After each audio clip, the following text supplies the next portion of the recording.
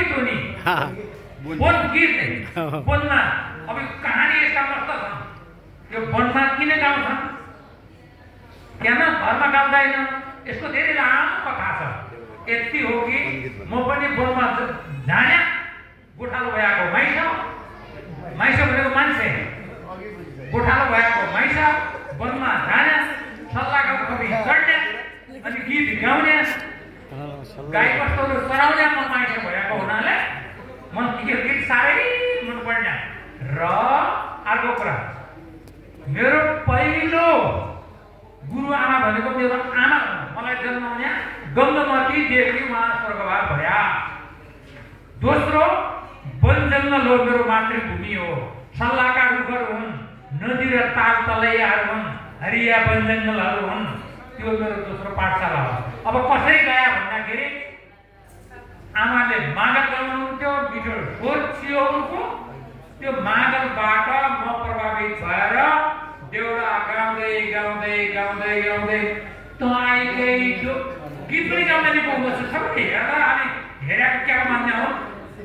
त आइगई डोटी है म यहाँ बजाङ्गाबाट त आइगई डोटी है क्या माया डोटी है भेटघाट नहुने क्या माया डोटी है यस्ता गीतहरू डोटीमा बसाइछन् दार्चुलामा बसाइछन् बजारमा बसाइछन् यी छत्ता छुल्ल भएर पोखिएका गीतहरू छत्ता रोग नीलगगनजी यता सुन यी छत्ता छुल्ल भएर पोखिएका गीत भएका हुनाले यी वन गीतहरूलाई घरमा ल्याउनको लागि हामीले धेरै सङ्घर्ष गर्यौँ घरबाट पनि खेलाउनको लागि हामीले मस्तै सङ्घर्ष गर्यौँ भनेको गराएको भनेको बुझ्या त आफै बुझ्या अनि त्यसपछि हामीले घरमा बोलायौँ पटाङ्गिनीमा एकातिर छोराटी एकातिर छोटा खेल्यौँ खेल्दै गयौँ त्यसपछि रेडियो नेपालमा उसले भन्नु खोजेको यही हो भाजा हो भाजा भनेको भाइ 2034 साल कार्तिकको 14 गते मैले रेडियोमा मस्तै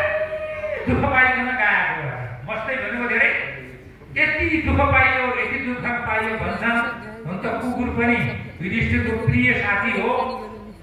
कुकुरले नपाएको दुःख पाएको नन्दकृष्णले मस्तै दुःख पाएको त्यो बेला रुँदै गाएको रेडियो नेपालमा त्यो गीत पनि सुनाइहाल्छ अहिले